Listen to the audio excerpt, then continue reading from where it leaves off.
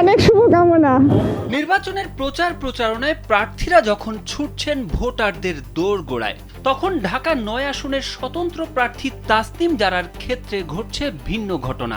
ফেসবুকে ঘুরতে থাকা কিছু ভিডিওতে দেখা যায় ৬ তলার বাসা থেকে ভোটার ছুটে আসছেন জারার কাছে। চট্টগ্রাম থেকে কল করে মেয়ে তার মাকে বলছে জারাকে ভোট দেওয়ার জন্য।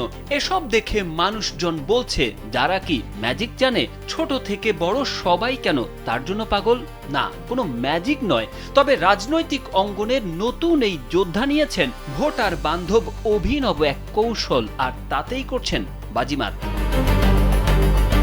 পোস্টার, উচ্চ শব্দের মাইকিং ও শোডাউন ছাড়াই নির্বাচনী প্রচারণার এক নতুন মডেল তুলে ধরেছেন ঢাকা ৯ আসনের স্বতন্ত্র প্রার্থী তাসনিম জারা। মানুষের আস্থা ও ব্যক্তিগত যোগাযোগকে ভিত্তি করে তিনি চালু করেছেন প্রজেক্ট ঢাকা ৯ নামে একটি ক্যাম্পেইনের উদ্যোগ। সোমবার ফেসবুকে দেওয়া স্ট্যাটাসে যারা তার ভোটের কৌশল নিয়ে বিস্তারিত তুলে ধরেছেন।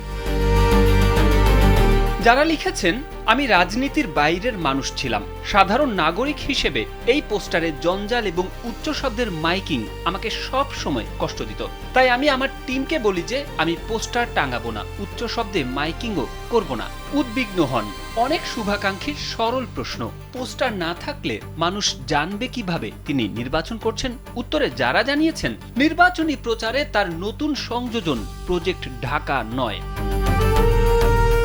প্রজেক্ট ঢাকা ৯ আসলে কি, কিভাবে কাজ করে এটি তাও জানিয়েছেন যারা। তিনি লিখেছেন, মানুষ ভোট দেয় বিশ্বাস থেকে, আর এই বিশ্বাসটা তৈরি হয় যখন আপনার পরিচিত কেউ আপনাকে ফোন করে বলে, দোস্ত আমি ওনার ইশতেহার পড়েছি, মানুষটা সৎ, চল এবার ওনাকে একটা সুযোগ দেই। এই ধরনের আন্তরিক কথোপকথন হাজারটা পোস্টারের চেয়েও শক্তিশালী।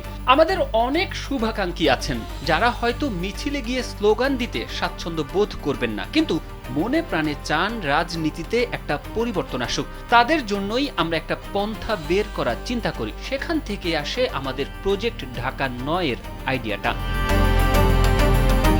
তারেক আহমেদ, কালবেলা।